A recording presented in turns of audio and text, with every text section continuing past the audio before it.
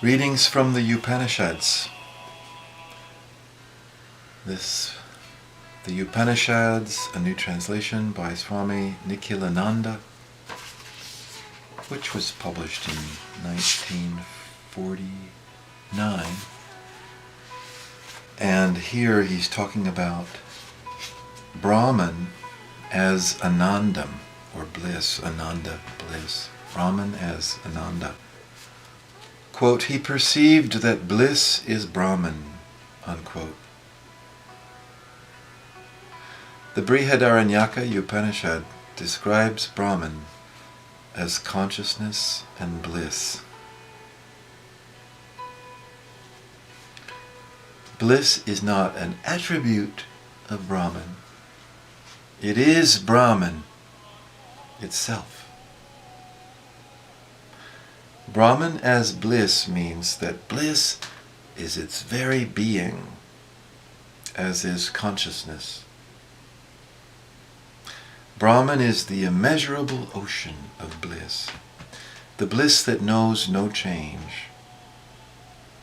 It is important to remember that no real bliss is possible without knowledge or consciousness.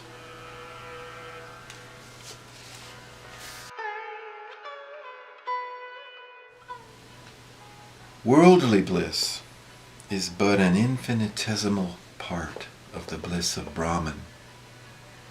The bliss of Brahman coming through an earthly medium. The bliss of Brahman pervades all objects. Without it, a man could not live. Quote, he who is self-created, referring to Brahman, is bliss. A man experiences happiness by tasting that bliss. Who could breathe, who could live, if that bliss did not exist in his heart?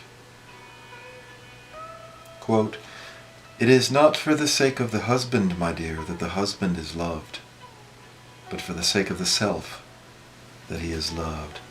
The capital self, divine self within. It is not for the sake of the wife, my dear, that the wife is loved, but for the sake of the self that she is loved. It is not for the sake of the sons, my dear, that the sons are loved, but for the sake of the self that they are loved.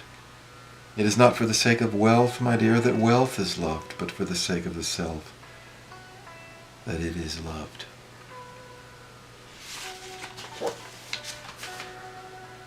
Continuing on. Brahman is bliss because in it there is an utter absence of sorrow, and also because it is infinity.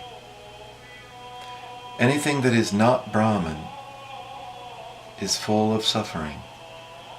Quote, the self is free from sin, free from old age, free from death and grief, from hunger and thirst, imagining nothing but what it ought to imagine, and desiring nothing but what it ought to desire. He is the highest Lord. He is the supreme master of all beings, the guardian of all beings, a boundary keeping all things apart and in their right places. Brahman is bliss because it is infinity.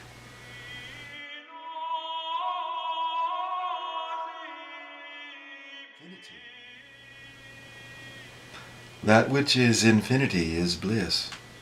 There is no bliss in the finite. Of the blissful Atman it is said, quote, joy is his head, satisfaction is his right side, great satisfaction is his left side. Bliss is his trunk, and Brahman is his support, referring to Atman, which is that spark of divinity within us, which the Upanishads say is essentially the same as Brahman. Like a drop of water is essentially the same as the ocean. He who knows the bliss of Brahman, from which all speech, together with the mind, turns away, unable to reach it, fears nothing. Unquote. Now let me comment on a few of these bits. One thing it sets out to do here is to answer a question that arises, because in the Vedantic conception of God, there's an unmanifest conception of God, Brahman or Nirguna Brahman, and then manifest God or Saguna Brahman. And Nirguna Brahman is considered to be without attributes.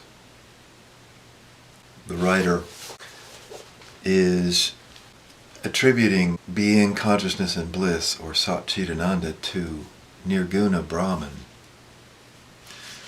And he uses an interesting way of justifying that, saying that Brahman is infinite and bliss requires infinitude and things like this. Now, in reality, it's not necessary to decide that only unmanifest Brahman is bliss, because Saguna Brahman, too, God with form or God with attributes, is blissful too.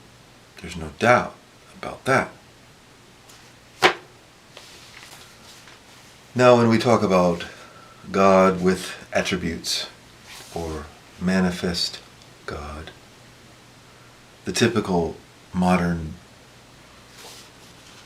amateur atheists who are running around are going to say, well, where's the God with form? Show us the God with form, How's God manifest? Of course, the yogi says, well, there's inner light, which is blissful, bindu, seen at the third eye.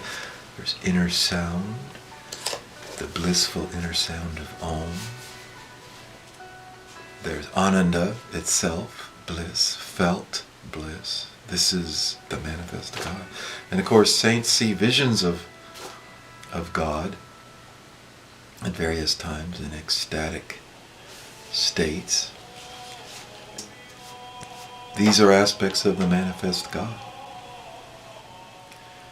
And the scriptures, such as the Upanishads and the Yoga Sutras too, have various names for conceptions of God or forms of God, and one of them is Ishvara.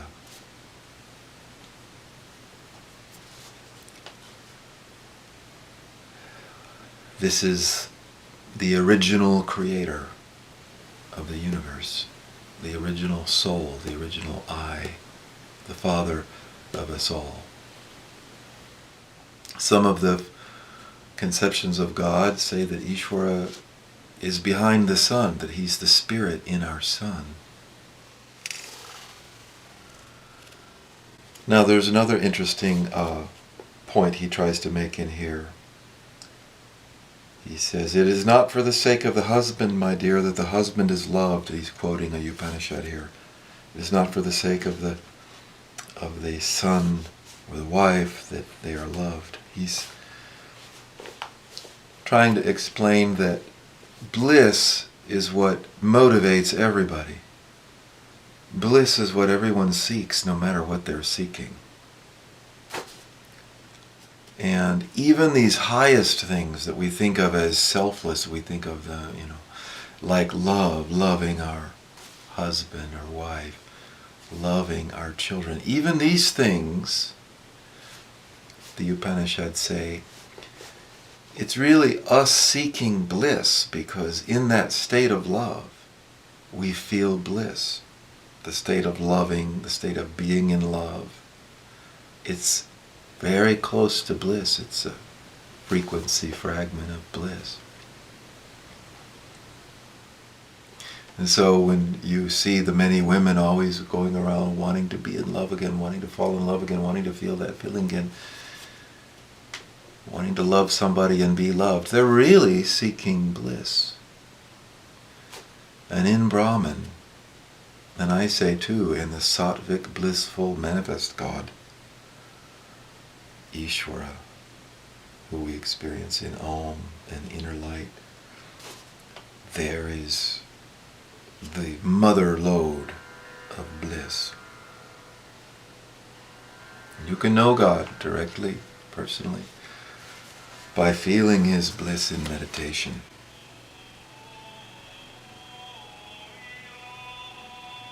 Without it, without bliss, a man could not live.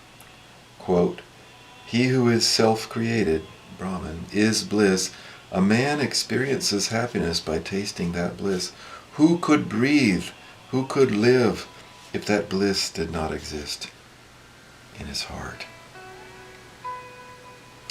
You know, every night we crave our bed. We want to hit the bed because we want to go back to our own bliss nature, which we experience in deep dreamless sleep, and we also experience them in the lower states of the astral plane, and those blissful states, those are actually lower stages of bliss. I remember being in Alaska and seeing the moose come into our land during a really harsh winter, and many moose were dying that winter from not enough, the snow's too deep and not enough to eat. And they would come and they would chew on, nibble on twigs of aspen and birch trees. And they'd be standing out there in the Alaskan twilight, so majestic and beautiful, and then move on again. And I remember thinking, you know, I bet we don't know it, but I bet these creatures are in a blissful state. Because they don't have ego. Their inner spirit is not so covered up by the ego. I bet you they can cope and live and become so beautiful and magnificent and large and be happy. Happy enough to thrive through these winters because they have bliss within. So we all need bliss. We live on bliss, and it's a great wisdom to go and connect to the mother lode of bliss for yourself and to be able to transmit that to others.